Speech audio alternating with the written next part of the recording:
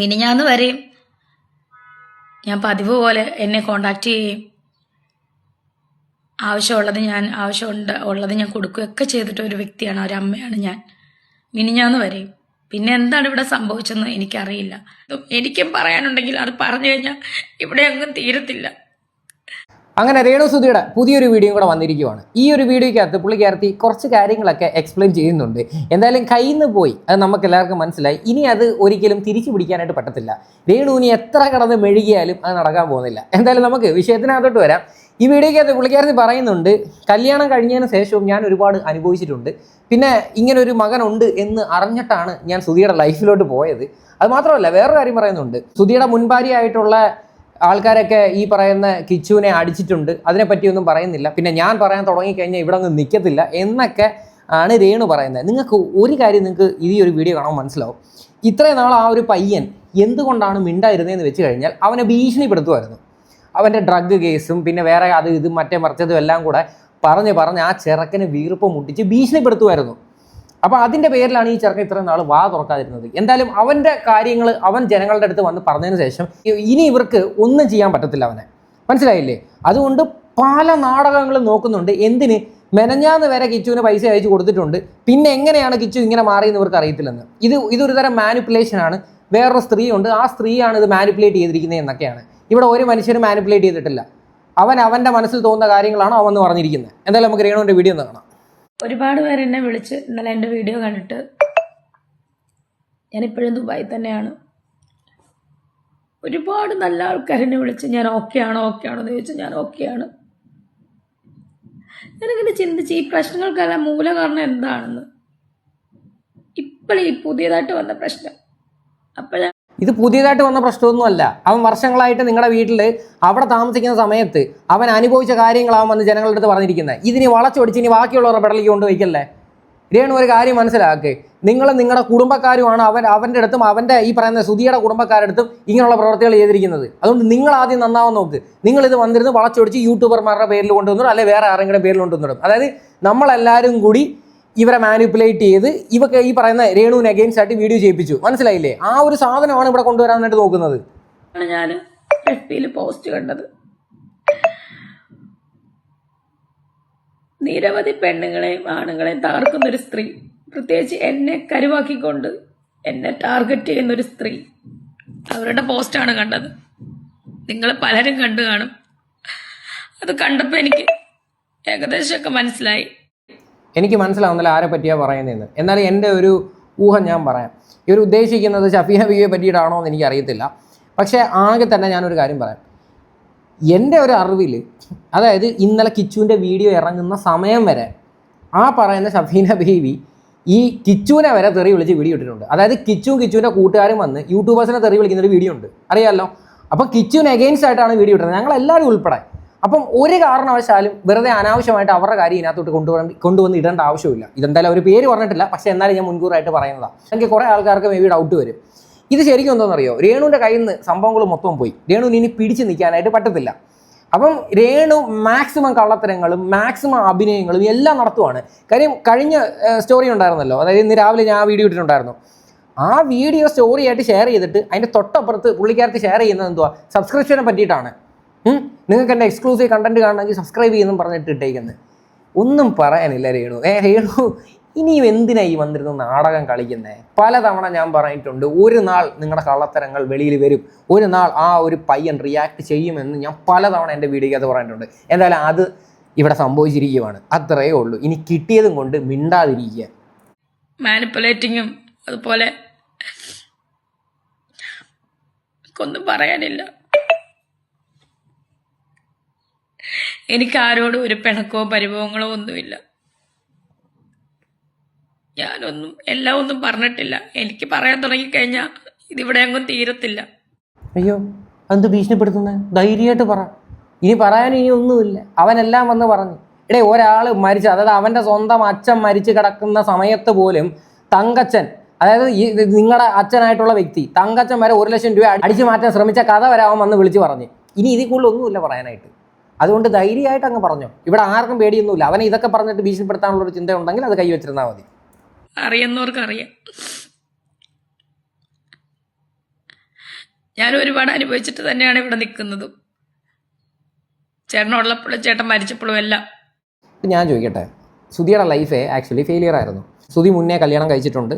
സുധിയുടെ ആ കല്യാണങ്ങളെല്ലാം ഇതുപോലെ തന്നെ എന്തെങ്കിലുമൊക്കെ പ്രശ്നങ്ങൾ കാരണം ഡിവോഴ്സ് ആയിട്ടുണ്ടെന്നൊക്കെ നിങ്ങൾക്കറിയാം. അറിഞ്ഞു വെച്ചുകൊണ്ട് തന്നെയാണ് കല്യാണം കഴിച്ചത്. പിന്നെ ഇവിടെ വന്നിരുന്ന് ഇതൊന്നും മെഴുകിയിട്ട് കാര്യമില്ല. നിങ്ങളുടെ ലൈഫ് നിങ്ങൾ ചൂസ് ചെയ്ത ലൈഫാണ്. അതിനകത്ത് എന്തൊക്കെ സംഭവിച്ചു എടുത്തു എന്നൊക്കെയുള്ള കാര്യം നിങ്ങളുടെ വളരെ പേഴ്സണൽ ആയിട്ടുള്ള കാര്യങ്ങളാണ്. അപ്പം പിന്നെ ഞാൻ അനുഭവിച്ചു എടുത്തു എന്നൊക്കെ പറഞ്ഞിട്ട് എന്തുവരെ പറയണം? ഇങ്ങനൊന്നും അല്ലായിരുന്നല്ലേ. ഫ്ലവേഴ്സിനകത്ത് വന്ന സമയത്ത് അയ്യോ എൻ്റെ വാവൂട്ടനാണ്, എൻ്റെ സ്വന്തം മകനാണ് കിച്ചു എന്നൊക്കെ പറഞ്ഞിട്ടല്ലായിരുന്നു നിങ്ങൾ കിടന്ന് കാണിച്ച പ്രകടനങ്ങളെല്ലാം ഞങ്ങളെല്ലാവരും കണ്ടതാണ്. ഇനി ഇതൊക്കെ വന്ന് പറഞ്ഞിട്ട് എന്ത് പ്രയോജനമുള്ളത് എനിക്ക് മനസ്സിലാവുന്നില്ല. ഇതിനകത്ത് രണ്ട് കാര്യങ്ങൾ കാണാം. രേണുവിന് സത്യം പറഞ്ഞു കഴിഞ്ഞാൽ സോഷ്യൽ മീഡിയ ഇല്ലാതെ രേണുവിന് പിടിച്ചു വയ്ക്കാൻ പറ്റത്തില്ല, മനസ്സിലായില്ലേ? അതുകൊണ്ട് രേണു അതിൻ്റെ ഏതറ്റം വരെയും പോകും. ഇനി മേ ബി രേണു കിച്ചുവിന് അഗെയിൻസ്റ്റ് ആയിട്ട് വീഡിയോ ചെയ്യാനായിട്ട് നല്ല ചാൻസ് ഉണ്ട്. മേ ബി വരുന്ന ദിവസങ്ങളിൽ രേണുവിൻ്റെ ഒരു ഇൻ്റർവ്യൂ നിങ്ങളെല്ലാവരും പ്രതീക്ഷിച്ചോ കിച്ചുവിന് അഗെയിൻസ്റ്റ് ആയിട്ട്? പക്ഷെ ഇതൊന്നും ഞാനും ആരോടും പറഞ്ഞിട്ടില്ല. എല്ലാവർക്കും എൻ്റെ കുറ്റം കാണാനും ആണ് നേരം. എനിക്കന്ന് 23 വയസ്സേ ഉള്ളൂ, 24 വയസ്സേ ഉള്ളൂ. ഇപ്പോൾ ഒരു 11 വയസ്സുള്ളൊരു കുട്ടിയുടെ അമ്മയായി പൂർണ്ണമായിട്ടും ഞാൻ അമ്മയായിട്ട് മാറിയിട്ടാണ് ഞാൻ സ്വീകരിച്ചവരെ. അതെല്ലാം സത്യമാണ്. കിച്ചു ഒരു കാര്യം പറഞ്ഞിട്ടുണ്ടായിരുന്നു, തുടക്ക സമയത്ത് അമ്മയ്ക്ക് എന്നോട് ഭയങ്കര സ്നേഹമായിരുന്നെന്ന്. പിന്നെ അമ്മയുടെ സ്വഭാവങ്ങൾ മാറി തുടങ്ങി. ആദ്യത്തെ വിഷയം ഞാൻ എടുത്തു പറയാം. സുധിയുടെ കൂടെ ഫ്ലവേഴ്സ് TV പ്രോഗ്രാമിന് അവൻ പോകുന്നത് വരെ നിങ്ങൾക്കൊക്കെ ഭയങ്കര എതിർപ്പായിരുന്നു. അതുവരെ അവൻ വന്ന് പറഞ്ഞിട്ടുണ്ട്. അതാണ് ഞാൻ പറഞ്ഞത്. ആദ്യമൊക്കെ ഭയങ്കര കാര്യമൊക്കെ ആയിരുന്നു.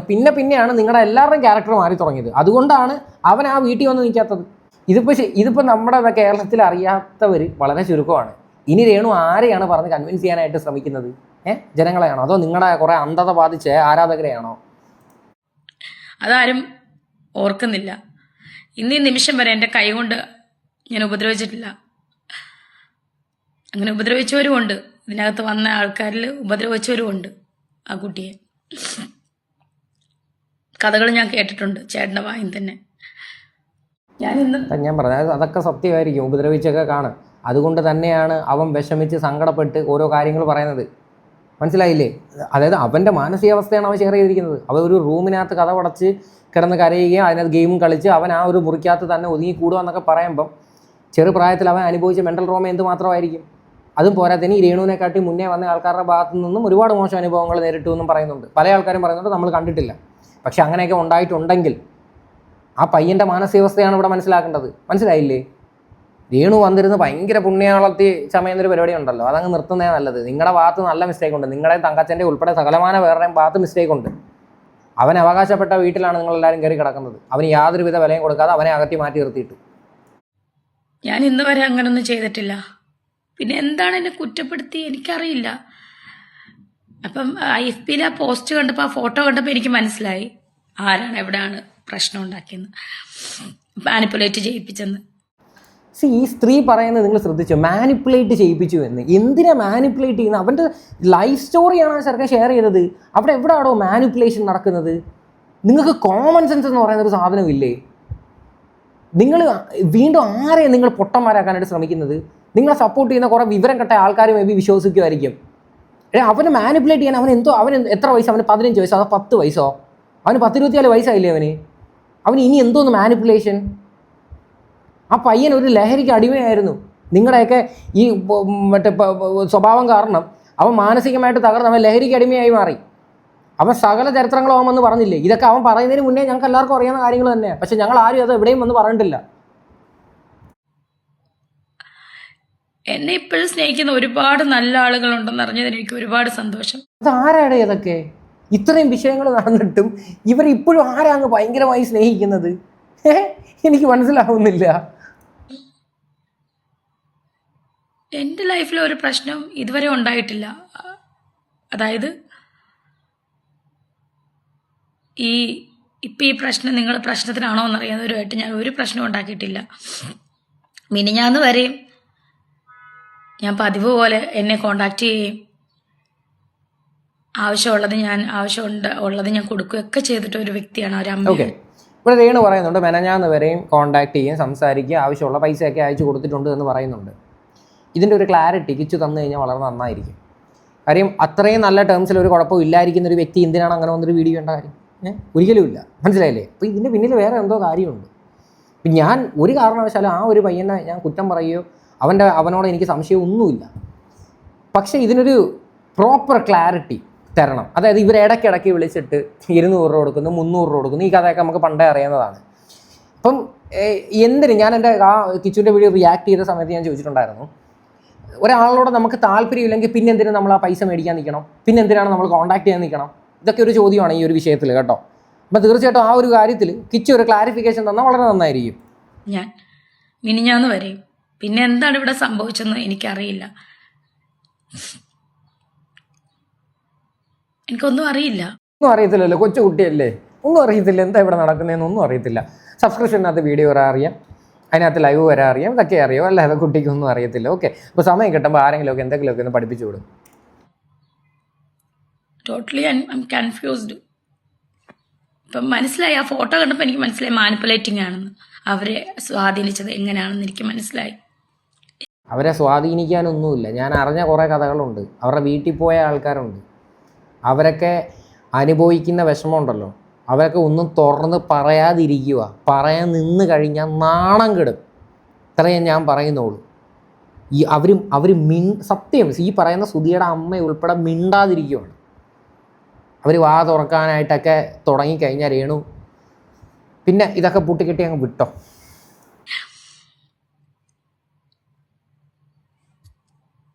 ഒരുപാട് പേര്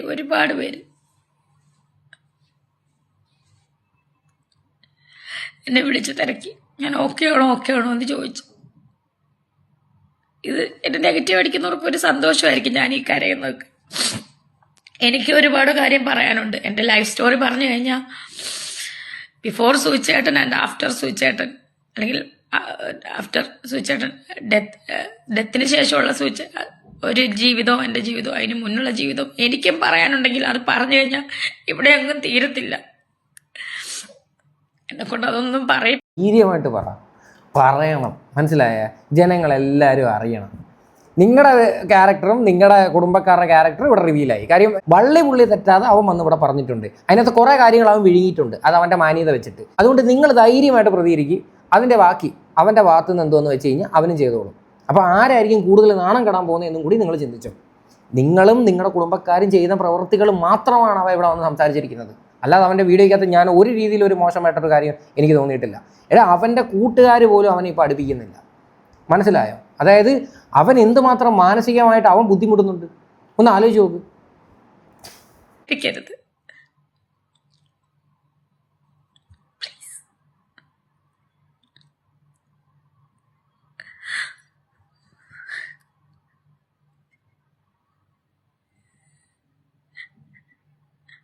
എനിക്ക് സത്യം പറഞ്ഞ രേണുവിൻ്റെ കരച്ചിൽ കാണുമ്പോൾ എനിക്ക് ചിരിയാണ് വരുന്നത്. ഒരാളുടെ മോശപ്പെട്ട അവസ്ഥയിൽ നമ്മൾ സന്തോഷിച്ചുകൂടാ എന്നുണ്ട്. ഒറിജിനൽ കരച്ചിലാണോ അതോ കള്ളമായിട്ടുള്ള കരച്ചിലാണോ എനിക്ക് തോന്നുന്നില്ല. പക്ഷേ എനിക്ക് കണ്ടിട്ട് കള്ളത്തരമായിട്ടാണ് തോന്നുന്നത്. ഒരു തുള്ളി കണ്ണുനീര് പോലും വീഴുന്നില്ല.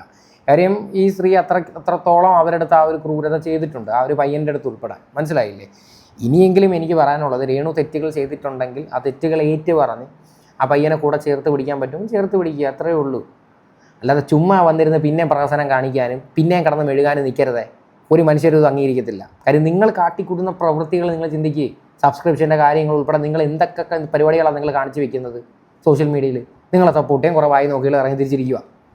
എന്തായാലും ഈ ഒരു വിഷയമായിട്ട് ബന്ധപ്പെട്ട് നിങ്ങളുടെ എല്ലാവരുടെയും അഭിപ്രായങ്ങൾ എന്താണെന്ന് വെച്ചാൽ നിങ്ങൾ തീർച്ചയായിട്ടും കമൻറ്റ് ചെയ്യുക.